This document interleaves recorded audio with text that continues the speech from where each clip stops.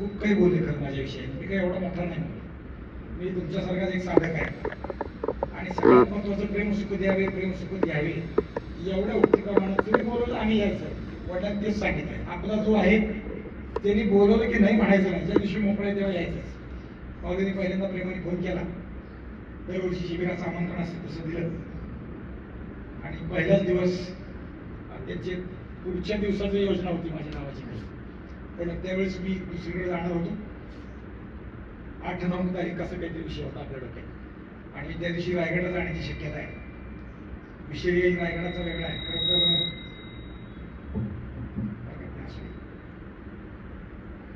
रायगडावरती आमच्या एका मित्राने 25 किल्ले 15 दिवस घोड्यावरची मोहीम केलेली आहे. 1200 किलोमीटरचा प्रवास आहे आणि 18 एप्रिलला त्याचा तो प्रवास सुरू झाला आहे आणि तो 8 आणि 9 तारखेच्या दरम्यान रायगडावर येणार आहे.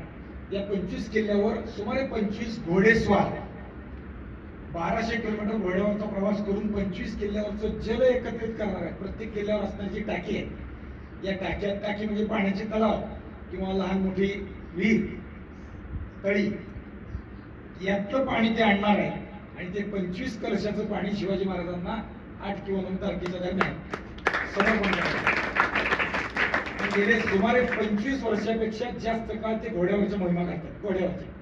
कारण घोडेस्वारीचा क्लबच चालवला जातो. आता क्लब म्हणजे की वेगळा अर्थ वाटतो, पण एक शिबिर जसं आपलं तसं घोडेस्वारीचं शिबिर त्यांचं कायम 12 महिन्यात चालणार आहे. छत्रपती शिवाजी महाराजांच्या आयुष्यात त्यांचं आयुष्य निम्म अधिक घोड्यावर गेलेलं आहे आणि तो वसा घेऊन नव्या पिढीला घोडा आला पाहिजे. मोटरसायकल येणं हे काही फार अवघड काम नाही आहे, सोपं आहे. घोडा हे फार वेगळं प्रकरण आहे. थोडक्यात सांगायचं तर घोडा इतका शहाणा जनावर फारसं बघायला मिळत नाही. त्याला पहिल्यांदा लवकर कळतं की आपल्यावर स्वार झालेल्या माणसाला आपल्याला चालवता येतं की नाही, आणि त्याला जर येत नाही असं लक्षात आलं तर ते पहिल्या 2 मिनिटात त्या वरच्या माणसाला फेकून देत. मोटरसायकल तसं करत नाही. आणि मोटरसायकलच्या बाबतीत अनेक गोष्टी, तुम्ही त्याच्यावर प्रेम केलं तर ते घोडा तुमचा व्यवस्थित चालतो आणि त्या अर्थाने घोडेस्वारीची ती चालवतात, उत्तम घोडेस्वार निर्माण करतात. आज भारतीय घोडेस्वारीच्या क्षेत्रातले जे काही लोक आहेत त्यामध्ये हिंदुस्थान व्यापी घोडेस्वारीच्या स्पर्धा झाल्या तर त्यात कमीत कमी 10-8 पोरं यांची स्पर्धेत पदक मिळवणारे असतात. आणि अशा मित्राचं एक आमंत्रण आहे, म्हणून मी माऊली तुम्हाला सुरुवातीला म्हणालो की 8-9ची माझी रायगडला जाण्याची शक्यता आहे, म्हणून थोडं मागं पुढे करा. आणि माऊलीने ते मोठ्या उदाहरणानं दिवस पहिलाच माझ्या गाडीत घातला आहे. पहिला नाव भूताला असं असतं खरं, कारण खेळताना मुलं आपण जेव्हा खेळायला सुरुवात करतो, विटीदांडू, गोट्या, कोया, लिगोर, अजून काय मराठी खेळ आहेत ते आता आम्हाला ते कुठलेच आठवत नाही. सुरपारंब्या माहित नाही, सुरपाट्या माहित नाही, फक्त एकच माहिती आहे. काय कोणता खेळ माहित आहे का नाही माहित? 3 लाकडं 12 माकडं. लक्षात येत आहे नाही? क्रिकेट दिवसभर उन्हात आणत पळायचं, दिवसभरात सगळ्याच्या हातात चेंडू येत नाही, बॅट तर केव्हा येते सांगता येत नाही. असो, विषय तो नाही. मोठ्या प्रेमानं चालू असणाऱ्या या शिबिरामध्ये मला पहिल्या दिवसाची सेवा दिली आदरणीय बाळकृष्ण महाराज पवार. इकडे माऊली महाराज आहेत, एक बाळकृष्ण महाराज आहेत. दोन्ही म्हणजे ज्ञानेश्वर भगवान विष्णू या न्यायानं भगवान विष्णूच आहेत. पहिल्या दिवसाची सेवा मला दिली आहे. 16 वर्ष चालू असलेलं हे शिबिर, यंदाच्या वर्षी शिबिरातला अजून एक वेगळा गुण मला कळाला, इथं आल्यावर कळाला की यंदाच्या शिबिराला शुल्क नाही. दरवर्षी आई बाबाला असं वाटायचं एकदा पैसे दिले की 15 दिवस हे पिढ्या लोकांच्या गळ्यात घालून आपण मोकळे. यंदा तसं नाही. त्यामुळं शिबिराची संख्या कमी झाली असं मला वाटत नाही. गुणाला इथं वाव आहे, संख्येला वाव नाही. इथं क्वांटिटी महत्वाची नाही, क्वालिटी महत्वाची आहे. आम्हाला विद्यार्थी घडवायचे. माऊली मगाशी म्हणाले यातून कीर्तनकार किती घडतील, पकवाशे किती घडतील, गायक किती घडतील, वादक किती घडतील, प्रबोधनकार किती घडतील, वक्ते किती घडतील माहित नाही, सांगू शकत नाही. ते त्याचं कर्तृत्व आहे, ते त्याचा गुण आहे. तो किती डेव्हलप होतो त्याच्यावर किती गुण आहे. पण इथून जाणारा विद्यार्थी निश्चितपणाने माणूस बनेल, नवे नवे तो वारकरी निश्चित बनेल, हे मात्र काय नुसती गळ्यात माळ घातली वारकरी झाला नाही. निष्ठेनं वारकऱ्याचं धर्माचरण करतो त्याला वारकरी म्हणावं. आणि त्याहून पुढे जाऊन माझ्याबरोबर दुसराही यात सम्मिलित झाला पाहिजे म्हणून प्रयत्नशील राहतो त्याला वारकरी म्हणावं. वारकरी ही एकट्याने करण्याची भक्ती नाही. वारकरी हा एकट्याने चालणारा संप्रदाय नाही. वारकरी हा समूहाचा संप्रदाय आहे. त्यामुळे याले याले लहान थोर याते भरते नारी नर नलगे करावा विचार या पद्धतीने चालणार आहे. त्यामुळे इथून गेलेले 30, 50, 60, 70 जे विद्यार्थी आहेत ते पुढं म्हणजे 100ला 100 नवीन वारकरी निर्माण करतील याची शाश्वती आहे. तुम्ही म्हणाल नव्याला माळ घालतील निदान घालतील तर खात्रीच आहे. पण हे जेव्हा संसारात जातील तेव्हा बायकोलाही वारकरी करतील आणि मुलं जेव्हा होतील तेव्हा त्यांनाही वारकरी करतील. त्यामुळे 100च्या 200 होतील याची पक्की खात्री आहे. आणि त्या अर्थाने या शिबिराचं कौतुक करावं तेवढं थोडं आहे. नुसतं शिबिराचं नाही, माऊलींचं आणि बाळकृष्ण महाराजांच्या दोघांचं बापूंचं. कारण कुणीतरी हे चालल्याशिवाय चालत नसतं, धर्मकार्य त्याशिवाय चालत नसतं, कुणीतरी पुढे यावं लागतं आणि त्या अर्थाने दोघं त्याला उभारलेले आहेत. म्हणून अभिनंदन करावं तेवढं थोडं आहे. यंदा केलेल्या उपक्रमात माऊलींनी सांगितलं की शुल्क घेतलेलं नाही, जास्त अजून द्विवार अभिनंदन असा विषय आहे. आणि त्यामुळे या शिबिराच्या पहिल्या दिवसाची सेवा मला माऊलींनी थोडा विषय हटके दिलाय, वेगळा दिलाय. की दरवर्षी एखादं चरित्र सांगायला लावतात, मला दामाजी पंतांचं चरित्र सांगायला लावलं. मला असं वाटतं की माऊली किंवा आमचे महाराज विषय शोधून काढतात हे बरोबर आहे, पण ते विद्यार्थ्यांना नवचिंतन ऐकायला मिळावं हेच असा विषय आहे. विद्यार्थ्याला बहुशब्दता यावी हेच असा विषय आहे. तसं वक्त्यालाही अभ्यास करायला लावतात असं मला वाटतं, चिमटा धरायला लावतो. तुम्ही यायचं आहे ना तर या विषयाने बोला. अर्थात ही परंपरा तात्यांची आहे. कारण तात्या आदरणीय बंडा तात्या जेव्हा सत्य घेतात तेव्हा कीर्तन जे सांगतात ते कीर्तन नुसते सांगत नाहीत, कीर्तन करायला अभंग सांगतात. हा बरोबर आहे ना. या अभंगावर चिंतन असलं पाहिजे आणि अभंग तात्या ओळखून काढतात. म्हणजे नुसतं कुठलं तरी तात्याचं पान उलटलं सापडलं असं नाही, अगदी शोधून शोधून काढलेला अभंग असतो. कधी नरहरी सोनारांचा अभंग असतो, कधी चोखामेळ्यांचा अभंग असतो, कधी ज्ञानोबारायांचा असतो, कधी तुकोबारायांचा असतो, कधी नाथ महाराजांचा असतो, कधी सावता महाराजांचा असतो, कधी सोयराबाईचा असतो. असं वेचून काढलेले अभंग असतात. म्हणजे नावानं वेचून नाही बरं का, विषय पण वेचून काढलेला असतो, विलक्षण असतात. तसं याही शिबिरात तात्यांचा तो प्रभाव आहे. वक्त्यालाही अभ्यास करायला लावणं आणि शोधून शोधून विषय आणणं हा एक गौण आहे आणि तो माऊली महाराजांना साधलाय असं मला वाटतं. पहिल्या वर्षी मी दामाजी पंतांच्या विषयाने बोललो होतो, एक वर्ष मी संभाजी महाराजांचं चरित्र मांडलं होतं, एक वर्ष भगतसिंगांचं चरित्र मांडलं होतं. यंदा मला तरी चरित्राच्या ऐवजी वेगळं चिंतन मांडायला सांगितलं. चरित्र घडतं कशाने? चरित्र घडतं एखाद्या ध्येयाप्रती माणसाने केलेल्या कामाने. आणि ते ध्येय उत्तुंग काय असू शकतं तर ते ध्येय देव देश आणि धर्म याशिवाय दुसरं असू शकत नाही. म्हणून मला विषय दिलाय देव देश आणि धर्म.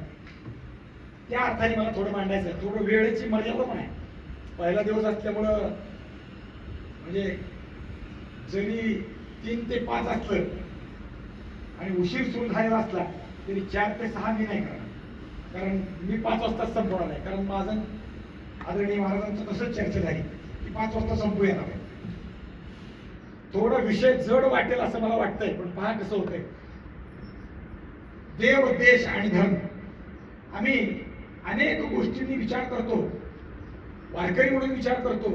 सांप्रत तर सगळंच बिघडत चाललेलं आहे. अनेक गोष्टी विचित्र होत आहेत.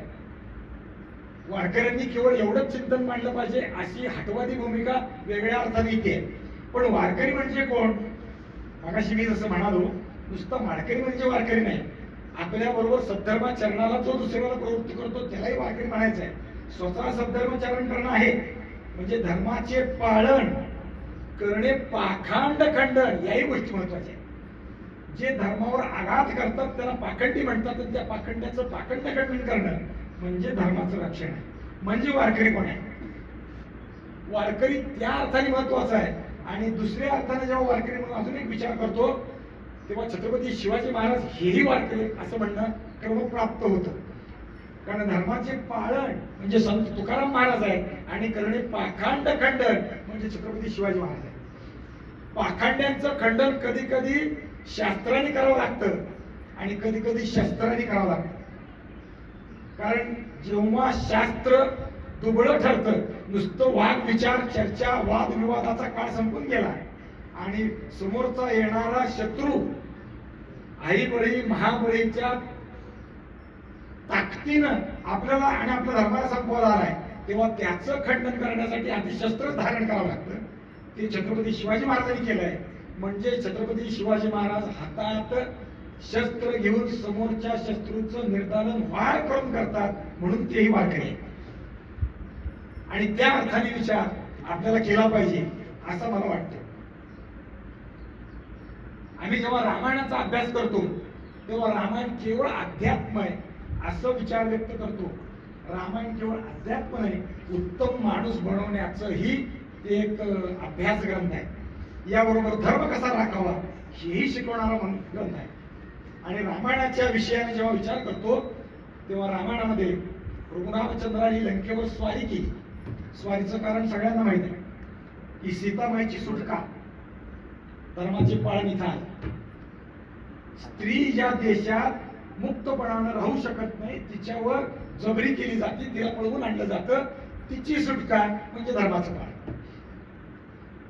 तिच्या इच्छेविरुद्ध वागणाऱ्याला किंवा तिच्या इच्छेविरुद्ध तिच्यावर अपहरण किंवा माझ्याशी विवाह कर म्हणून जबरी करणाऱ्याला मारणं म्हणजे धर्माचं पालन. ते शिवाजी महाराजांनी केलंय. आणि त्या अर्थाने प्रभू रामचंद्रावर लंकेवर स्वारी केली, लंका परास्त झाली, सगळं दैत्याची कुळे नाशी, साधूचा मान येऊशी याप्रमाणे लंका संपवली, लंकेचे दैत्य संपवले. तो रावण सगळं दैत्य कुळा सगळं संपवून टाकला. आणि रावण मेल्यानंतर विभीषणाचा रामरायाने लंकेच्या सिंहासनावर अभिषेक केला आणि पुन्हा आपल्या अयोध्येकडे निघाले सीतेला घेऊन. आणि यावेळेस लक्ष्मणाने रामाला काही विचारले. अहो रामराय, अहो बंधुवर्य, एवढी सोन्याची लंका आहे, सगळी ऐश्वर्य त्रैलोक्याची सत्ता असणाऱ्या रावणाच्या त्या लंकेत उपलब्ध आहे, तुम्ही ती जिंकली म्हणजे आता तुम्ही त्या ऐश्वर्याचे अधिपती झालात आणि हे सगळं त्रैलोक्याचं ऐश्वर्य सोडून पुन्हा अयोध्येकडे जायचं काय गरज आहे? तिथं जाऊन राजा म्हणूनच राहायचंय. तुलनेनं विचार करीत असताना अयोध्येचं राज्य लहान आहे आणि लंकेचं राज्य त्रैलोक्याचं राज्य आहे. अयोध्येच्या तुलनेत लंकेची संपत्ती गणती करणार नाही, येणार नाही एवढी मोठी आहे. सोन्याचा पलंग आहे, सोन्याचे महाल आहेत, घराचे कळस सुद्धा सोन्याचे, गवाक्ष सोन्याचे, उत्तम उत्तम सगळं काही आहे. आणि हे सगळं ऐश्वर्य सोडून लंकेत कशाला जायचं? इथंच राहू. अजून काय पाहिजे? सीतामाई पाहिजे होती, ती सापडली म्हणजे तिचं आपण रक्षण केलं, पुन्हा आपण प्राप्ती केली. आता झालं 14 वर्षाचा वनवासही संपला वडिलांना दिलेल्या शब्दातला. मग आता लंकेला सोडून जायचं कारण काय? आपण इथंच राहू. हे लक्ष्मणरायांनी रामरायाला विचारलेला प्रश्न आहे. इथं राहायला काय हरकत आहे? अजून एक प्रश्न विचारला होता, तो थोडा वेगळ्या पद्धतीने आहे की रामा, तुम्ही अजून लंकावर स्वारी करून लंकेचं विजय प्राप्त करण्यापूर्वीच तो विभीषण येऊन भक्त म्हणून तुमच्या पायापाशी आला, शरणागती पत्करली, रावणाला सोडलं आणि त्या रामेश्वरात आल्यावर त्या विभीषणाला समुद्राचं जल घेऊन तुम्ही लंकेचा राज्याभिषेक करून टाका. अजून लंका जिंकायची आहे का नाही माहित आहे? म्हणजे दोन्ही तिन्ही अर्थाने तुम्ही कसं काय विचार केला? जिंकली तर ती विभीषणाला द्यायची, नाही जिंकली तर मग काय करायचं? म्हणजे सर्वार्थानं लंका तुम्ही सोडणारच आहे हे पहिल्यांदाच लक्ष्मणाला जाणवलं. रामाने तेव्हा सांगितलं की लक्ष्मणा, लंका जर मी जिंकली तर विभीषणाला बसवणारी आत्ताच्या राज्याभिषेकातून दाखवून दिलाय. आणि तुझा जो दुसरा प्रश्न आहे की नाही जिंकली तर त्याला कुठल्या राज्यावर बसवणार? राजा म्हणून अभिषेक केलाय, कारण मी एक वचनी आहे, एक पत्नी एक वाणी पुढचे गुण अजून असू द्या, पण मी एक वचनी आहे. पण दिलेला शब्द खाली करणार नाही. त्याला राज्यावर बसवण्याचा राज्याभिषेक मी केलाय. तर मी माझ्या लंकेचं राज्य नाही प्राप्त झालं तर माझ्या अयोध्येच्या सिंहासनावर शब्द खाली पडू देणार नाही की रामरायाचं वचन. भरोसा आहे की मी लंका जिंकेन. पण नाही जिंकली तर अयोध्येच्या सिंहासनावर बसवेल आणि मी दिलेल्या शब्दासाठी, जसा वडिलाच्या शब्दासाठी आज वनवासात गेलो तसं पुन्हा अयोध्येचा त्याग करून पुन्हा निघालो. तोच लक्ष्मणाचा दुसरा प्रश्न विचारतोय. एवढं सोन्याची लंका प्राप्त झाली, आता ती विभीषणाला दिली आणि आपण पाहुणे म्हणून का होईना तो आपल्याला सांभाळेल, इथंच राहू, कशाला जायचंय अयोध्येला. त्यावेळेस प्रभू रामचंद्रानं दिलेलं जे उत्तर आहे ते अत्यंतिक महत्वाचं आहे. काय उत्तर आहे माहित आहे? रामायणाच्या युद्धकांडात ते लिहिलेलं आहे, सविस्तरात लिहिलेलं आहे. राम म्हणतात, आपी स्वर्णमयी लंका नमे लक्ष्मण रोचते, जननी जन्मभूमीश्च स्वर्गादपि गरीयसे. अरे लक्ष्मणा, ही सोन्याची जरी लंका असली तरी मला त्याच्यात समाधान नाही. मला कशात समाधान आहे? तर ज्या भूमीत मी जन्माला आलो त्या भूमीत जाऊन राहण्यात मला समाधान आहे. ती भूमी स्वर्गापेक्षा, किंवा लंका सोन्याची आहे तसं स्वर्ग जरी मला प्राप्त झाला तरी मला स्वर्ग नको, त्या भूमीत मला जाऊन राहायचं. जननी जन्मभूमीच्या, ज्या भूमीत माझा जन्म झाला आहे ती भूमी मला स्वर्गापेक्षा, ही तर सोन्याची आहे, सोन्यापेक्षा स्वर्ग मोठा आहे. त्यामुळे मला ते परम प्रिय आहे, म्हणून मला जायचं आहे. त्या श्लोकाच्या अनुवादाने अजून एक श्लोक सांगितला जातो. मित्रांनी धनधान्यानी प्रजानाम संमतानिव. इथं भरपूर मित्र आहेत, धन आहे, धान्य आहे, प्रजाजन आहे, आणि हे सगळे माझा सन्मानही करताय. म्हणजे धन नसेल तर देश सोडला तर चालेल का? मित्र नसतील तर देश सोडला तर चालेल. प्रजाजन असतील किंवा प्रजाजन राजाचं वैर करत असतील, प्रेम करत नसतील तर देश सोडला तर चालेल.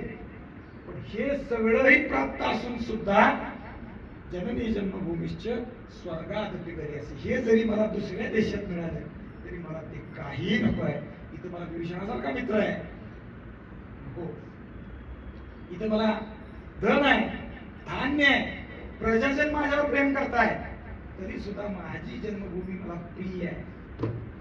हाच रामाचा वसा आपल्या देशात आहे. आपल्या देशात म्हणजे, कारण रामाचाच देश आहे. आम्ही देश म्हणजे काय थोडं बोलतोय, कारण याची तुलना करत असताना मला पुढचा विषय बोलायचा आहे. स्वातंत्र्यवीर सावरकर लंडनला गेले. कशासाठी गेले? तिथून शस्त्रविद्या प्राप्त करण्यासाठी गेले. आणि नुसतं हिंदुस्थानात राहून आपल्या स्वातंत्र्याचा संघर्ष केला तर हिंदुस्थानाच्या अंतर्गत हा संघर्ष राहील. हिंदुस्थानच्या बाहेर गेलो तर हिंदुस्थानच्या बाहेर गेल्यावर या देशातल्या लोकांवर प्रेम करणारे अन्य देशीय जे ब्रिटिशांशिवाय, इटालियन आहे, हॉलंडचे आहे, फ्रेंच आहे, रशियन आहे, अजून अन्य देश भरपूर आहे.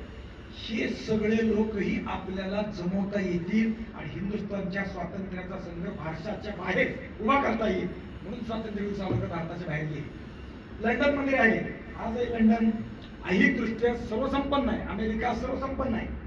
पण लंडन मध्ये राहिल्यावर, ब्रायटनच्या समुद्र किनाऱ्यावर गेल्यावर सावरकरांनी हेच रामाचे जे गुण आहेत ते व्यक्त करून दाखवले. हे इथं असणारे स्वर्गीय महाल, उत्तम घर जरी असले तरी मला आईची झोपडी प्यारी, त्या झोपडीत जाऊन राहण्यात आनंद आहे. मला इथं नाही राहायचंय. ती झोपडी मुक्ततेसाठी जे करता यायचा ते प्रयत्न केला वगैरे वगैरे सगळा विषय. म्हणजे प्रभू रामचंद्र एखाद्या विशिष्ट भूमीला माझी भूमी म्हणतात. जन्मानं अप्राप्त झालेली भूमी आहे तिला माझी भूमी म्हणतात. म्हणजे तो देश आहे. देश म्हणजे काय? देश म्हणजे लौकिक अर्थाने आम्ही विचार करतो एखाद्या सीमेच्या आतला प्रदेश, प्रांत, भूमी म्हणजे देश. पण नुसतं एवढं देशाची संकल्पना मर्यादित होऊ शकत नाही. देश म्हणजे काय? एका सूत्रात रोवले गेलेले सगळे प्रजाजन म्हणजे देश. एका संस्कृतीत बोलले गेलेले सारे लोक म्हणजे देश. एका भाषेत बोलले गेलेले लोक. महाराष्ट्र माझा, महाराष्ट्र दिन आहे. मला मौलीने कसं काय विचार एवढा सगळा केला असं वाटलं बरं का, की नुसतं अभ्यास करायला लावला, विद्यार्थ्याला प्रबोधन दिलं असं नाही. की आज 1 मेचा महाराष्ट्र दिन आहे म्हणूनही देश सांगायचा अशी इच्छा आहे की काय कोण असतो. आज 1 मे महाराष्ट्र दिन आहे. सगळ्यांनी आपल्या स्टेटसला बहुतेक महाराष्ट्र दिनाचं स्टेटस व्हॉट्सअपला, फेसबुकला, अन्य ठिकाणी ठेवलं आहे. महाराष्ट्र दिन एवढ्या पुरतच आमच्या मर्यादा संपलेल्या आहे, स्टेटस ठेवण्याच्या पुढे गेलेलं नाही. महाराष्ट्र दिन म्हणजे काय? हिंदुस्थान स्वतंत्र झाला आणि या हिंदुस्थानाच्या वेगळ्या वेगळ्या राज्याची भाषा व प्रांत रचना झाली. त्यावेळी महाराष्ट्राचं मराठी भाषिक राज्य ते जे निर्माण झालं ते आजच्या दिवशी निर्माण झालं. 1956 1 मे 1956 आजच्या दिवशी महाराष्ट्र राज्याची निर्मिती झाली, म्हणून याला महाराष्ट्र दिन म्हणतात. दुर्दैवाने महाराष्ट्राचे काही अंग हे दुसऱ्या राज्यात जोडली गेली, काही आंध्रात जोडली गेली. पालखी, बिदर, डांग गुजरातमध्ये जोडलं, बेळगाव कर्नाटकात जोडलं. कारण महाराष्ट्र जर एकसंघ झाला तर हिंदुस्थानवर तो राज्य गाजवेल असं राज्यकर्त्यांना भीती वाटली, म्हणून या अन्याय महाराष्ट्रात घडलाय. महाराष्ट्र दिनाच्या निमित्तानं जसं महाराष्ट्राचा उद्घोष करतो, तसं आमचे मराठी भाषिक भाऊ या महाराष्ट्रात जेव्हा पूर्ण येतील तेव्हा बृहत महाराष्ट्र पूर्ण होईल. आम्हाला कदाचित माहित नसतं देश म्हणजे काय. देश म्हणजे एक भाषा हे सूत्र जे वापरलं त्या अर्थाने बोलतोय. छत्रपती शिवाजी महाराजांच्या चरित्रात शिवाजी महाराज दक्षिणला गेले, दिग्विजय केला, तंजावरपर्यंत राज्य निर्माण केलं, नवे नवे जिंकली रामेश्वर, शिवाजी महाराजांच्या स्वराज्यात आणलं, श्रीशैल्य स्वराज्यात आणलं, तिरुपती स्वराज्यात आणलं.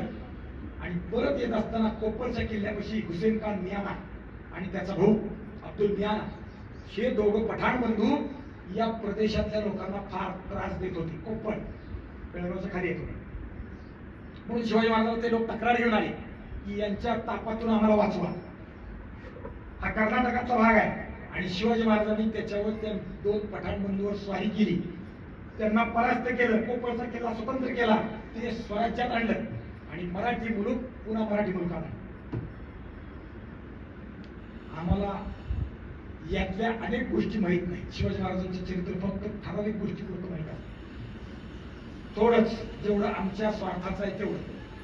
आमच्या स्वार्थाचं म्हणण्यात खूप गोष्टी. शिवाजी महाराज आम्हाला आमचे वाटतात, चूक नाही, बरोबर आहे, आमचे आहे, पण वेगळ्या वेगळ्या अंगाने आमचे वाटतात. कुणाला सेक्युलर वाटतात, कुणाला मार्क्सवादी वाटतात, कुणाला अजून काही वाटतात.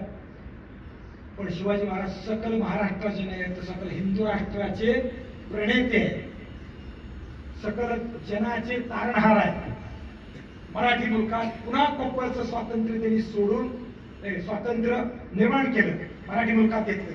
आणि त्या स्वारीत कान्होजी जे त्यांचा नातू, बाजी सर्जेराव जे त्याचा पोरगा, नागोजी जे ते हा मरण पावलाय युद्धात. सांगू कसा मेला? आहे वेळ मावली. वय वर्ष 17 किंवा 18, घोड्यावरून त्यानं हुसेन खान मियाना बरोबर युद्ध केलं. युद्धाच्या आघाडीला तो आहे आणि हुसेन खान मियाना हत्तीवरून धनुष्यबाणाने युद्ध करीत होता.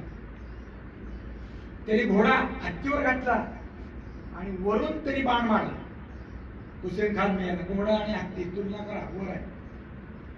आणि दुर्दैवानं बाण वरमी लागला, नुसतं वरमी लागला नाही, बाण लागला तो कसा लागला, तो कंठात न जाता डोळ्यातून आपल्या ज्याला टाळू म्हणतो ना आपली, त्या टाळूच शिरला, डोळ्यातून टाळूच शिरला. वरून मारलेला बाण आहे, वरून डोळ्यात आला टाळूच शिरला आणि तो युद्धात पडला की बाकीच्या लोकांनी उचलला, मागं आणला. मागं त्याचा बाप जन्मदाता बरोबर आहे, सर्जा बाजीराव जिला. आणि ती पोराची तर मग दिसायला लागली, पोरगा आता काही जगत नाही दिसायला लागला. त्यावेळेस तंत्र होतं, जसं बाण लागला तसा बाण काढायला येतो. पण दुर्दैवानं बाण दुधारी होता. दुधारी याचा अर्थ पुढच्या बाजूला एक टोकन मागा असं व्ही शेप असतो, व्ही, इंग्लिश व्ही कळतो का असा. ते पुढच्या बाजूला एक टोकन, मागच्या बाजूला 2 टोकन असतात. तो बाण उपटून काढला की परत उलटा येतो आणि 2 बाजूला परत छेदत जातो. तो पोरडा ओरडत होता, बाण काढा माझा, बाण काढा, मला परत लढायला जायचंय, माझा बाण काढा. आणि बाण काढता येत नव्हता. हाकीम बरोबर होते, वैद्य बरोबर होते. पूर्वीच्या काळी ते सैन्यात सगळे लोक असायचे. बाण काढता येत नाही, काय करावं कळेना. शेवट पोरग संतापर्यंत बाण असं उचलून हाताने काढला. नागोजी जे त्याचे नाव, वय वर्ष 17, कर्नाटकच्या स्वातंत्र्यासाठी मराठी माणसाचा बळी आहे. भाषा एक सूत्र म्हणलं आणि त्याची बायको वय वर्ष 13 किंवा 14 काली आंबोड्यात सती. आम्हाला माहित नाही, आम्हाला सांगत नाही. कर्नाटकातल्या लोकांनाही सांगितलं पाहिजे, तुमच्या स्वातंत्र्यासाठी शिवाजी महाराजांनी कर्नाटकावर स्वारी केली आणि ते मराठी मुलकात आणून समाविष्ट केलं, स्वराज्यात आणून समाविष्ट केलं. देश म्हणजे काय ते इथं दिसतं. अवघा देश माझा, त्याचं हिंदवी स्वराज्य करायचं आपल्याला, ही शिवाजी महाराजांची प्रतिज्ञा आहे, तिथे दिसते. देश म्हणजे एक सूत्र, एक भाषा, एक संस्कृती म्हणजे देश. अखेर हिंदू राष्ट्र आम्ही जेव्हा विचार करतो तेव्हा एक देश आहे, कारण त्याचं सूत्र राम आणि कृष्ण आहे. सगळ्या देशाचं दैवत कोण आहे? राम आहे. काश्मीर पासून ते कन्याकुमारी पर्यंत सगळे जण रामनवमीचा उत्सव करतात, भगवान श्रीकृष्णाच्या जन्माचा उत्सव करतात, म्हणून हा देश एक आहे. म्हणून देश नुसतं तेवढं नाही, या देशाची संस्कृती सुद्धा एक आहे. राम आणि कृष्ण या देशाचे अद्वितीय पुरुष आहे. तसं संस्कृती सगळ्याचं वर्तन एकसारखं आहे. अनेक गोष्टीत सांगेल, अनेक विषयात सांगेल, फारसा वेळ त्यात घालवायचा नाही, दुसऱ्या पुढचं चिंतन घ्यायचं. संस्कृती म्हणजे समकृती, म्हणजे संस्कृती सगळ्याची एक सारखी असणारी कृती या देशात आहे. एकच कृती त्यातली सांगतो. काश्मीर पासून कन्याकुमारी पर्यंत आम्ही जेव्हा कोणतीही पूजा करायला बसतो, मग ती लग्नाची असो, सत्यनारायणाची असो, वास्तुशांतीची असो, नाहीतर अगदी यज्ञाची असो, तेव्हा पहिल्यांदा संकल्प करतो आणि त्या संकल्पात म्हणतो मी अमुक अमुक गोदावरीच्या दक्षिण तीरावर किंवा उत्तर तीरावर या भारतवर्षामध्ये राहून आमच्या गोष्टीच्या प्राप्तीसाठी ही पूजा करतो. या संकल्पात हिंदुस्थान कुठंच बदल नाही. तुम्ही कर्नाटकात जा, आंध्रात जा, तमिळनाडूत जा, काश्मीरात जा, आसामात जा, राजस्थानमध्ये जा, कुठेही हे सगळ्याचं एकच आहे. त्यात काही बदल फक्त कोणता? आजचा दिवस पराभव मान्सून उत्सवी ग्रीष्म ऋतू, चैत्र मासे, आता वैशाख मासे, आज पौर्णिमा आहे तिथं, हा एवढा बदल. किंवा अजून बदल कोणता? देशाच्या दोन सीमा केल्या, दोन भाग केले, विभाग केले. गोदावरी नदीच्या दक्षिणेला किंवा गोदावरीच्या उत्तरेला, एवढा. आपण दक्षिणेला आहे, नाशिकच्या वर आहे ते उत्तरेला आहे, एवढाच बदल. आणि मग मी आमची आमची पूजा आज करतोय त्याच्यासाठी पुढच्या सगळ्या म्हणजे ही समकृती एका विषयात सांगितली. हिंदुस्थानभर आमचं पेहराव, कपडे सगळ्याच एक आहे. आज आज आम्ही पॅन्ट शर्ट घालतो, विषय सोडून द्या. काश्मीर पासून कन्याकुमारी पर्यंत काष्टा, एक कटीय आणि एक उत्तरीय, दोन वस्त्राशिवाय वस्त्र नाही. स्त्रियांना सुद्धा वस्त्र लज्जा रक्षणार्थ एक कटीय आणि उत्तरीय ओढणी आज आपण म्हणतोय. म्हणजे समकृती आहे. आमची विचारसरणी सारखी आहे, बदल नाही. आम्हाला काय प्राप्त करायचं आहे? दक्षिणेपासून उत्तरेपर्यंत कुठेही जा, आम्हाला भगवत प्राप्ती करायची ही आमची विचारसरणी आहे. समकृती म्हणजे देश, म्हणजे या देशाच्या नुसतं सीमा म्हणजे देश नाही, नुसतं जमीन म्हणजे देश नाही, नुसतं भूमी म्हणजे देश नाही, नुसती माती म्हणजे देश नाही. त्यात राहणाऱ्या लोकांचं एकमेकाशी सौहार्दाचं वर्तन, एकसारखं वर्तन, सांस्कृतिक वर्तन आणि या सगळ्या गोष्टींनी केलेला विचार म्हणजे देश.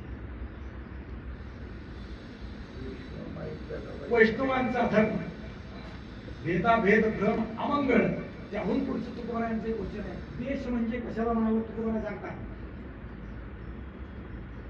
जेथे वैष्णवांचा वास, धन्य भूमी पुण्य देश. नुसता देश नाही, पुण्य देश.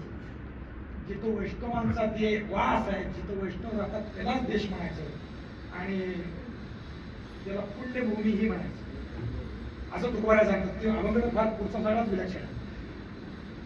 दोष नाही ओकदासी दूत सांगे यमापाशी, यमाचे दूत आले आणि या देशात कुठलाही दोष नाही असं सांगतात, कारण इथं वैष्णव राहतात. आणि वैष्णवाचं वर्तन काय आहे ते पुढे सांगतात. दोष नाही, दोष नाही तर काय, गुण काय आहे ते सांगतात. गरुड टकियांचे भार भूमी जय गरजे, जय जयकार. या भूमीवर गरुड टक्क्यांचे भार, भार म्हणजे वजन आहे. गरुड टक्के म्हणजे आपली जी निशाण आहे, जे पताका आहे, जे आपदागिरी आहे, ज्याच्यावर गरुड चिन्हित केलेलं आहे, गरुडाचं निशाण आहे, ते निशाण या भूमीत आहे. आणि त्या भूमीत जय जयकार होतो तो भगवंताचा, त्या गरुडाचा जो स्वामी त्याचा जय जयकार. त्यामुळे या देशाला कुठलंच म्हणजे पाप नाही. सहजतया जाता चंद वाचे गोविंद. लोक सुद्धा कसे सहज जाता जाता सुद्धा गोविंद गोविंद म्हणतात, म्हणजे पांडुरंग पांडुरंग म्हणतात, म्हणजे विठ्ठल विठ्ठल म्हणताय, संत म्हणून म्हणताय. जाता येता सुद्धा तेच, दुसरं काही करत नाही. देश देश म्हणजे कशाला म्हणायचं, ही मी मगाशी जे म्हणतोय तो समकृती म्हणजे देश. आजच्या परिभाषेत आपण महाराष्ट्राचा विचार करतोय, गुजरातचा विचार करतोय किंवा शिखर हिंदू राष्ट्राचा करतोय. कुणीही माणूस दक्षिणेचा असो उत्तरेचा असो समोर आला की आम्ही काय करतोय, जय हरी, आम्ही काय करतोय, राम राम, आम्ही काय करतोय, जय श्रीराम, जय श्रीकृष्ण, दुसरं काही बोलत नाही. रामकृष्ण हरी सगळ्याच्या भावात अंतरंगात एकच, देव एक म्हणजे समकृती. तेच जाता येता वाचे सहज छंद म्हणून काय तर गोविंद आहे. तुळशी वने रंगमाळा अवघा वैकुंठ सोळा. घरोघरी तुळशीची वन आहे. वनात म्हणजे घरातल्या तुळशी कोणी काढून टाकत नाही, आलेली तुळशी तशीच ठेवतात. तिच्या पुढे सडा रांगोळी करतात, झाडापुढे सडा रांगोळी करतात. त्यामुळं रंगमाळा अशा पद्धतीने सगळं झालेलं आहे. तुका म्हणे भेणे काळ नये तेणे राय. त्यामुळे काळ तिथे यायला सुद्धा भेटतो असं तुकोबारांनी सांगितलं. म्हणजे देश काळाला म्हणावं. आता आदरणीय महाराज म्हणजे तसं दुसरं वचन आहे, जेथे वैष्णवांचा वास पुण्यभूमी पुण्यदेश, धन्यभूमी पुण्यदेश, हे तुकोबारांनी सांगितलं. म्हणजे देश देश म्हणजे काय, आपण जो विचार करतोय ते नुसती जमीन म्हणजे देश नाही, तर समकृती असणारे सगळे लोक म्हणजे देश. त्यांची एकसारखी कृती, एकसारखी संस्कृती, एकसारखं वर्तन म्हणजे देश. आणि मग त्या देशाच्या अर्थाने जेव्हा विचार करतो तेव्हा त्या देशाच्या संरक्षणासाठी जे कार्य केलं जातं त्याला म्हणायचं धर्म. धारयति इति धर्म ही सरळ ढोबळ व्याख्या आहे. पण धारण काय करतो, देशाचा निपात करण्यासाठी परका शत्रू जेव्हा येतो तेव्हा त्या शत्रूचा नाश करणं हे त्या देशातल्या लोकांचं परम कर्तव्य आहे. आणि ते कर्तव्य करणं म्हणजे धर्म आहे. म्हणजे ते जे कर्तव्य आहे ते एका व्यक्तीचं संरक्षण नाही, ते एका सूत्राचं संरक्षण नाही, एका जागेचं संरक्षण नाही, सगळ्या समष्टीचं संरक्षण आहे. भूमीचं संरक्षण, संस्कृतीचं संरक्षण, माता भगिनीचं संरक्षण, अशा अर्थाने त्याचा विचार इथं व्यक्त करून धारयति इति धर्म हे सगळं ठीक आहे. आणि ते करण्यासाठी जो झटतो, पुढचा विषय जो बोलतो मी थोडक्यात बोलतोय, फार वेळ नाही आहे.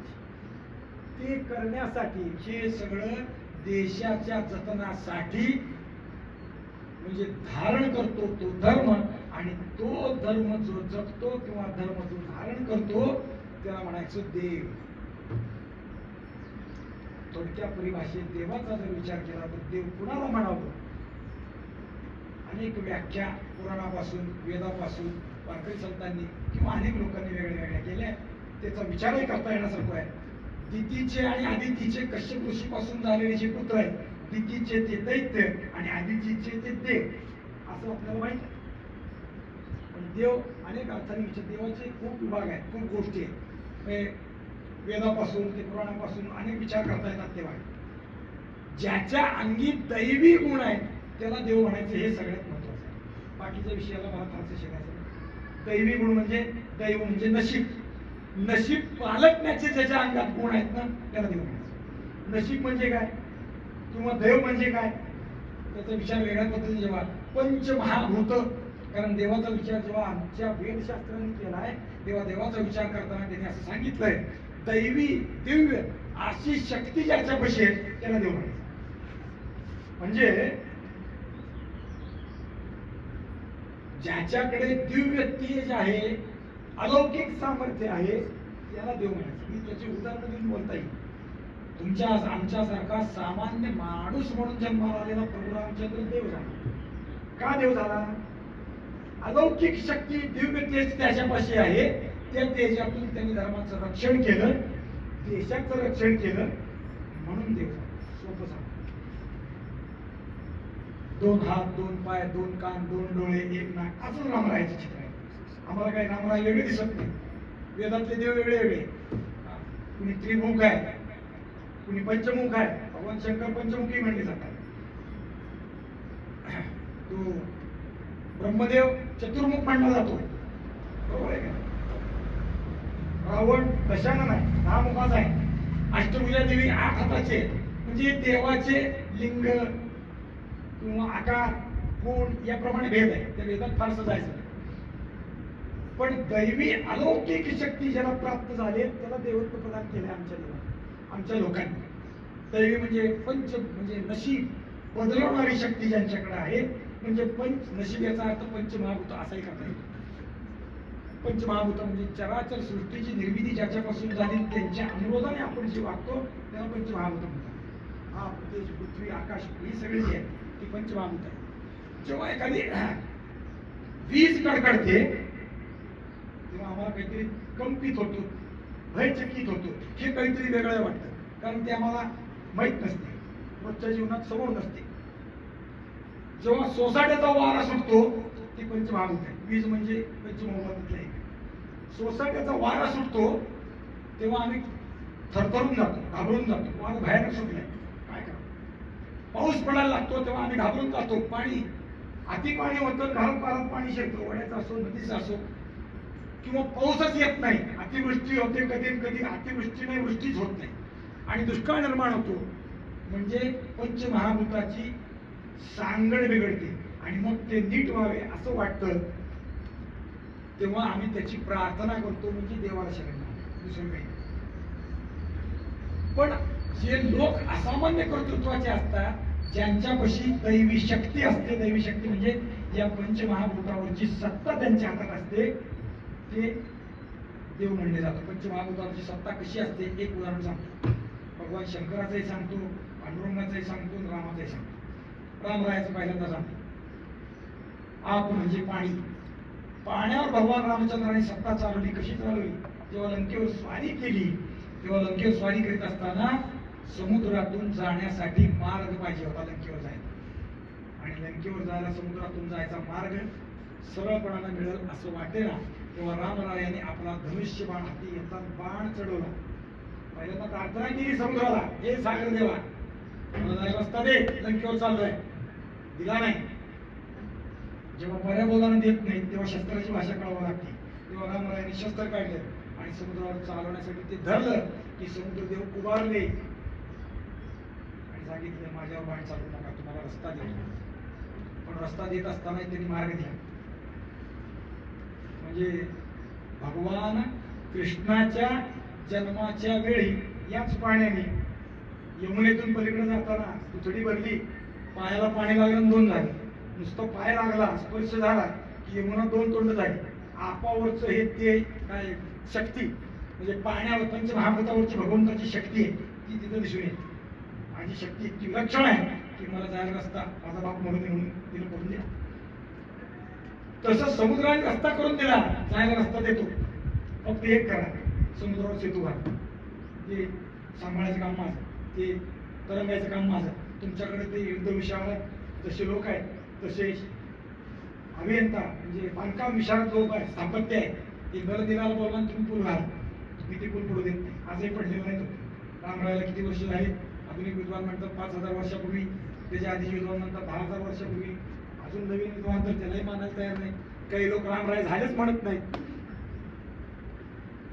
पण रामरायाचा काळ काढणं आमच्या परंपरेनुसार अनादी आहे, हजारो वर्ष नाही. मोजायची क्षमता आमची नाही.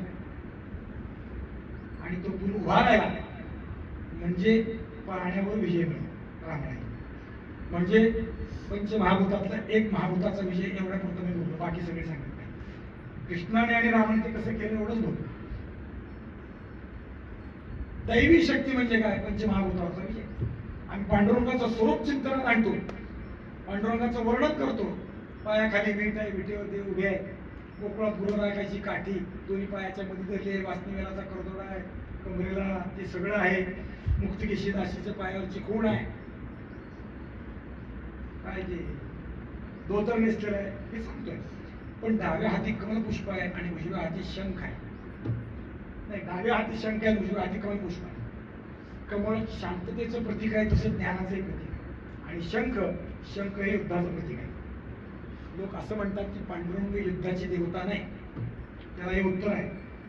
पांचजन्य ऋषिकेश देवदत्तो धनंजया. भगवद्गीतेची सुरुवात तिथं होते. सगळे शत्रू समोरासमोर युद्धभूमीवर 18 औक्षणीच्या रूपात येऊन उभारले आणि आता सेनापतींनी शंख फुंकायचा आणि युद्धाला आरंभ करायचा आहे. जर भगवान सेनापती नाही, नुसते रथाचे सारथ्य करणारे सामान्य सारथी आहे, तर त्यांनी शंख फुंकायचं कारण काय? कारण हे युद्ध सगळंच्या सगळं युद्ध भगवंताला पाहिजे, कारण दैत्याची कुळी नाशी हा त्यांचा संकल्प आहे. परित्राणाय साधनाने त्यांचं ब्रजवाक्य आहे. म्हणून भगवंतानी शंख फुंकलाय. तो डाव्या हातात धरला.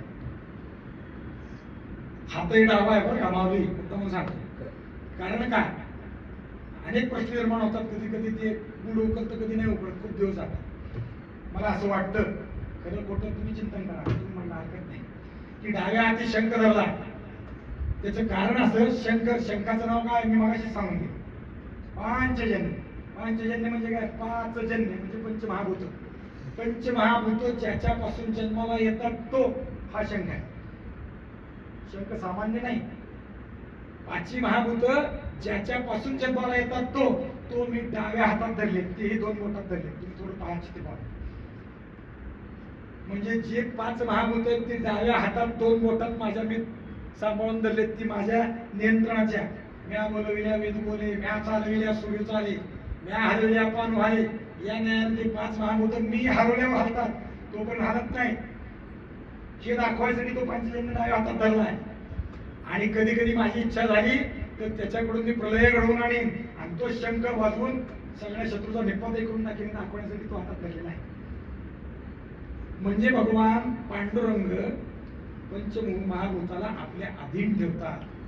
कारण दुसऱ्या अर्थाने सांगतो, हे तर कृतीत दाखवतो. अवताराच्या राशी तू हा उभा ठेवली. रामकृष्ण आदी अवतार येथून अपार. रामाने कृष्णाने अनेक विषयाने पंचमहाभूतावर सत्ता गाजवली दाखवलं. तो मुख्य आहे, त्याच्या आधीच आहे. तेव्हा नव्हते चराचर या नाही तोच आहे. पण त्याची या पंचमहाभूतावर सत्ता नाही कसं म्हणायचं? आहेच नाही असं नाही. आणि त्या अर्थाने पंचमहाभूतावर सत्ता गाजवतात त्यांना देव म्हणायचं. म्हणजे अलौकिक शक्ती ज्याच्यापाशी त्याला देव म्हणायचं. आपल्या चिंतनाचा विषय नुसतं देव देश धर्म हा झाला, पण असे देव कोण आहेत? राम आहेत, कृष्ण आहेत. हा 2 उदाहरणं दिली, सांगितली. तसंच देव आहेत छत्रपती शिवाजी महाराज. एक नाही फक्त त्या विषयाने कदाचित लोक असं म्हणतील की शिवाजी महाराजाला देव करून तुम्ही त्यांचे अलौकिक गुण झाकू पाहताय. पण अलौकिक गुण अंगी असणं म्हणजेच देवपण आहे. दैवी शक्ती अंगी असणं म्हणजेच देवपण. आम्हाला शिवाजी महाराजांची षोडशोपचार पंचामृत महापूजा करायची गरज नाही. त्यांचे गुण आम्ही आमच्या अंगी धारण करणं म्हणजे त्यांचं देवपण आमच्या अंगी आणणं आहे. किंवा त्यांचे गुण घेऊन जनतेचा उद्धार करणं म्हणजे आमचं काम. दैत्याची कुळे नाशी, साधूचा मान येऊशी, हे जे भगवत वाक्य आहे ते शिवाजी महाराजांच्याही अवतारात तेवढंच पुरेपूर आहे. शिवाजी महाराजांनी काय केलं? जसं त्रैलोक्याची सत्ता असणाऱ्या रावणाने त्रैलोक्यभर माज केला, तसं हिंदुस्थानभर माज करणाऱ्या 5 शाह्या, मग ती गोवळकोंड्याची कुतुबशाही असेल, मोगलशाही असेल, दिल्लीची विजापूरची आदिलशाही असेल, निजामाची निजामशाही असेल. दुर्दैवाने निजामशाही बुडली होती. बिदरची बिरीदशाही संपली होती. वराळाची इमादशाही संपली होती. सिद्ध्याची सिद्धी किंवा 18 टोपीकरांची समुद्रात असणारी सत्ता ही सगळीच्या सगळी बुडवून टाकली, संपून टाकली आणि स्वतंत्र मराठा राजा झाला, छत्रपती झाला. गोष्ट सामान्य न झाली असं सभासदांनी लिहून ठेवलं. कारण या आधीचा काळ इतका भयानक होता. या मुघलांनी, या विजापूरच्या बादशाहांनी धर्माच्या बाबतीत इतका स्वैराचार केला होता. कोणतीही माता भगिनी घरात सुखी राहू शकत नव्हती. कोणतीही माता भगिनी रस्त्यानं चालली की तिला केव्हा उचलून घेऊन जातील सांगता येत नव्हतं. नुसतं एखाद्याच्या घरात सुलक्षणी, सुकुमार, देखणी कन्या आहे कळलं तर तिच्या घरी हाशामजून तिला उचलून घेऊन जात होते. धर्म पाळतोय म्हणलं तर त्याला मारत होते. मारत म्हणजे जिवंत जाळत होते. कपाळाला गंध लावणं मुश्किल होतं. आदिलशाही दरबारात गंध लावून आला तर दंड होत होता. लक्षात ठेवा, दंड होता. त्या काळात शिवाजी महाराजांनी हिंदूंचं स्वराज्य निर्माण करणं असामान्य गोष्ट आहे, गोष्ट सामान्यांनाच आहे, सोपी नाही. एखाद्या माणसाने असं ठरवलं असतं की मी एका पायावर उभा राहून मरायला तयार आहे, पण ती भूमी माझी असावी, तरी ती त्याला शक्य नव्हती. त्या काळात जेव्हा अगदी शिवाजी महाराजांनी सुरुवात केली, अफजल खान चालून आला, हा दैत्य आहे, हा महाप्रबळ आहे, हा असुर आहे, याच्याशी युद्ध करणं श्रेयस्कर नाही, याने अनेकांना धाक घातलाय. याचा धाक किती? वेलिंगपट्टणचा किल्ला किंवा दक्षिण भारतातल्या अनेक किल्ल्यावर नुसता अफजल खान चालून आलाय म्हटलं तर लोक हातात रुमाल बांधून त्याच्या पुढे सादर व्हायचे, शरणागती पत्करायची. अगदी सिलोन म्हणजे श्रीलंकेच्या राजाने सुद्धा अफजल खानाला शरणागती पत्करली. तो अफजल खान चालून आला म्हणजे आमच्या मराठी मुलकातले सगळे लोक घाबरून गेले, याच्याशी युद्ध करू नये. महाराज खासगीत बसून चर्चा करायला लागले, एकटे एकटे किंवा सगळे एकत्रित बसून महाराजाला वचन करायला लागले, महाराज नको, याच्याशी सरा करा, तह करा, तह करा, याच्याशी भांडण नको. फतेह खान आला, आपण त्याचा पराभव केला झालं, बाळाजी हैबतराव आला, त्याचा पराभव केला झालं, पण याच्याशी युद्ध नको. कारण त्याच्याबरोबर त्याच्या सैन्यात असणारे काही लोक आता महाराजांच्या बरोबर होते. त्यांनी अफजल खानाचं क्रूर कर्म पण पाहिलं होतं. हा विचित्र आहे, हा सामान्य माणूस नाही. याने एका राजाला पत्र दिलं, कस्तुरीरंगा त्याचं नाव, तू भेटीला ये, आपण सह करू म्हणून सांगितलं. आणि भेटीला आल्यावर त्याला समोरासमोर कंठात कट्यार ठोकून मारले. हा घातकी आहे, हा विश्वासघातकी आहे, हा शब्दाला पक्का नाही आहे. याने आपले वडील शहाजीराजांच्या हातापायात बेडे घातले, हा भोसले कुळाचा दुर्ग आहे, तुळजाभवानीवर घाव घातलाय, पंढरपूरच्या मंदिरावर यांनी येऊन आक्रमण केलंय. सुदैवानं इथल्या लोकांनी ते मंदिर वाचवलं, मंदिर देव वाचवलं. याच्याशी युद्ध करू नये, याच्याशी तह करा, तह करा, तह करा. शिवाजी महाराज कान्होजी नाईक जे अफजल खानाच्या बरोबर युद्धात आहेत अनेक वेळा, त्यानं पकडलं शहाजीराजांबरोबर, तेही तुरुंगात पडले, ते तुरुंगातून सुटले की ते शहाजीराजांनी पाठवून दिले. आणि ते म्हणतायत की तुम्ही युद्ध करू नका. म्हणजे सगळ्या लोकांची अंतःकरण धडधडत होती, सशाच्या काळजासारखी झाली. योद्धेत नरवीर आहेत, युद्धात अग्रणी आहे, पण अफजल खानाला घाबरत आहे. एक उदाहरण सांगतो बरं का मी. आणि त्यावेळी शिवाजी महाराज याच्याशी युद्धच करायचं म्हणून हट्टाने पेटून उठतात, हे असामान्यपण आहे. इथं त्यांचा असामान्यपण, दैवी शक्ती संपत नाही. ते युद्ध करीत असताना जे लोक घाबरून गेले होते, आचकून गेले होते, बिचकून गेले होते, हातात शस्त्र धरून नाही, नुसतं अफजल खानाच्या समोर जायला भीत होते. अफजल खानाचं एक पत्र आहे, रयत तो आमचे पोगंडे आहे की, त्याने पत्र लिहिलंय दक्षिणेतल्या एका काय ते गावच्या मुख्य कुलकर्णी, ऐन लागणी लग्नीच्या वेळेस तू गाव सोडून निघून गेलास, त्यामुळे गावाची लावणी विटपणी जी आहे ती नीट होत नाही. गावकऱ्यांना मदत करणं तुझं काम आहे, गावचा पाटील आणि कुलकर्णी दोघांनी ते केलं पाहिजे. तू काम सोडून निघून लिंगण्णा लिंगशेट्टी नावाचा गावचा कारभारी आहे, आणि तो निघून गेला म्हणून त्याला पत्र लिहिलंय. पत्र मिळताच कामाला हजर हो, गावात हजर हो, नाही झालाच तर जानोबा सहित कापून काढी. जानोबा म्हणजे कुटुंब, जानोबा म्हणजे घरदार, बायको सगळं तुला कापून काढीन, मुंडक मारीन. नुसतं तेवढं नाही तर ते मुंडक तेलाच्या घाणीत टाकून पिळून काढीन. हे अफजल खान असा आहे. त्या अफजल खानाबरोबर युद्ध करायची भीती वाटायला लागली, आणि शिवाजी महाराजांची भीती घालवली, नुसती घालवली नाही. कालपर्यंत अफजल खानाबरोबर युद्ध करायला नको म्हणणारे लोक आता अफजल खानाला बोलल्याशिवाय सोडत नाही म्हणतात, अशी त्यांची मानसिकता निर्माण केली. हा शिवाजी महाराजांचा अलौकिक दुसऱ्या मनाची, मेल्या मनाची झालेले लोक शिवाजी महाराजांना जागे केले, हे अलौकिकत्व आहे, ही दैवी शक्ती.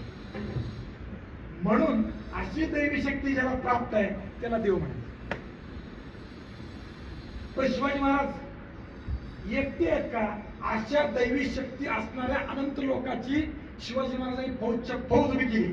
त्यात अगदी त्यांच्या चिरंजीवाचं उदाहरण, त्यांनी ते दैवी गुण दाखवून दिला. कारण ज्ञानेश्वर माऊलींनी भगवद्गीतेच्या अनुरोधानं तेही लिहून ठेवलंय, स्वधर्मविचारेक्ष नविकंप तुमर्हसी धर्मादि युद्धायो व्यसन विद्यते. तू अजूनही का न विचारसी, काय हे चिंत तू आम्हासी, स्वधर्म तू विसरलासी करावे जन. माऊलींनी पुढे लिहिलं. अजून एक दुसरा श्लोक आहे. स्वधर्मे निधनम श्रेया परधर्मो भयावहा. आणि त्याचं माऊलींनी केलेलं जे भाषांतर आहे, अगा स्वधर्म हा आपुला जरी का कठीण झाला तरी हाची अनुष्ठिता हवा घेते. या स्वधर्माचे अनुष्ठिता वेचू होईल जीविता तो ही निवारी उभयता दिसत असे. स्वधर्माचरण करणं हे अत्यंत कठीण जरी असलं तरी ते करणं हेच परमश्रेय आहे. तेच तुला म्हणजे मोक्षाला घेऊन जाणार आहे. स्वधर्मे निधनम श्रेय. परक्या धर्माचं आचरण करणं भयावह आहे. त्यातून तुझी मुक्ती नाही, उलट तू त्यातून रवरव नरकात खितत पडशील.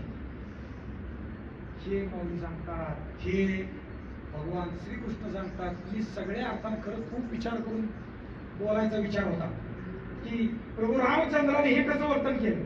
दैवी शक्ती 2 गुण सांगितले, अनेक गुण सांगता येते दैवी शक्ती. अहो माणूस लढेल पण वानर कसं लढेल, पण वानराच्या हाती शस्त्र दिलं, राक्षसाच्या कुळाचा निपात केला. हे अलौकिक सामर्थ्य, ही दैवी शक्ती आहे. हे वेगळं तेज आहे. भगवान श्रीकृष्णाचं काय, आता गवळ्याचे सामान्य पोरं दूध ताक खाऊन जाणारे ते दूध ताक आई बाप देत नव्हते, चोऱ्या करून जगले. त्यांनी कंसाबरोबर युद्ध करावं, मुष्टिक चारुणाबरोबर युद्ध करावं, त्यांच्या छातीवर बसून मुक्या मारावे. हे अलौकिक तेज भगवान श्रीकृष्णाने त्यांना दिले. तसंच तेज भगवान शिवाजी महाराजांनी आपल्या मावळ्यांना दिलं आणि अलौकिकता प्राप्त केली, म्हणजे देवत्व प्राप्त केलं. असं म्हणजे शिवाजी महाराजांना देवत्व प्राप्त करायचं होतं असं नाही मला म्हणायचं आहे. त्यांनी केलेल्या गुणाचा विचार अलौकिकता प्राप्त करून दिली देश आणि धर्माचं, त्यामुळे त्यांनी संरक्षण केलं. आणि त्या अर्थाने विचार इथे व्यक्त करायचा आहे. आपणही त्या अर्थाने तयार झालं पाहिजे. स्वधर्मे निधनम श्रेय. परधर्माचं आचरण सोडून दिलं पाहिजे. आमच्या कपाळावर टिळा लावून आणलं पाहिजे. शाळेत जाताना गंध लावून गेलं पाहिजे. डोक्याला शेंडी ठेवली पाहिजे. खांद्यावर जानवं ठेवलं पाहिजे. गळ्यात माळ ठेवली पाहिजे. कारण शिवाजी महाराजांचं वर्णन करताना काही भूषणाने तेच केलं की हे राजा तू केलेलं काम असामान्य आहे. सिपाहीन की बेटी रोटी राखी, हिंदून की चोटी राखी, सकल हिंदूंची शेंडी राखली, गळ्यातली माळ राखली, खांद्यावरचं जानवं राखलं, तोंडातलं रामनाम राखलं. ते तू केलं. ते करण्याचं काम म्हणजे हे शिबिर आहे. शिवछत्रपतींचा आदर्श करण्याचं म्हणजे हे शिबिर. भले तरी देऊ कासेची लंगोटी, कासेची नाही गांडीची लंगोटी. भले तरी देऊ नाठाळाच्या माती हाणू काठी, हेही या शिबिरात शिकलं जाणार आहे. नुसतं पाखंड खंडन, शास्त्र विवाद चर्चा लेखन करून आणि कीर्तन करून होत नाही. कधी कधी ते खंडन करण्यासाठी हातात शस्त्र धारण करून शिवाजी राजांसारखं उभं राहावं लागतं. कधी कधी सीमा रक्षणासाठी हाती शस्त्र धारण करून उभं राहावं लागतं, म्हणजे पाखंड खंडन आहे. आता सीमेवरच शत्रू नाही, देशांतर्गतही शत्रू इतका उभा झालेला आहे की त्याचं खंडन सर्व मार्गाने करणं आता क्रमप्राप्त व्हायला लागलेलं आहे. आणि ते खंडन करण्यासाठी इथं उद्याची पिढी घडवण्याचं काम या शिबिरातून निर्माण होत आहे. म्हणून हे शिबिर अभिनंदनीय आहे. ते माऊली तुम्ही करतात. आणि ते ओझ जे छत्रपती शिवाजी महाराजांचं आहे, ती शक्ती जी भगवान कृष्णाची आहे, ती शक्ती जी भगवान तुकोबारायाची आहे, ती शक्ती जी भगवान ज्ञानोबारायाची आहे, ती शक्ती जी भगवान रामचंद्राची आहे, ती आपल्या सगळ्याला या शिबिरातून प्राप्त व्हावी. त्या अर्थाने आपण तेजस्वी व्हावं आणि धर्माच्या प्रती रक्षणासाठी, देशाच्याही सीमा राखण्यासाठी कटिबद्ध व्हावं, एवढंच चिंतन करतो. आणि उद्या इथून जाताना त्या अर्थाने प्रतिज्ञित व्हावं, त्या अर्थाने उत्तर आयुष्य इथून पुढचं सगळं आपण व्यतीत करावं, एवढाच आशीर्वाद पांडुरंगाच्या चरणी मागतो आणि वाणीला पूर्ण देतो.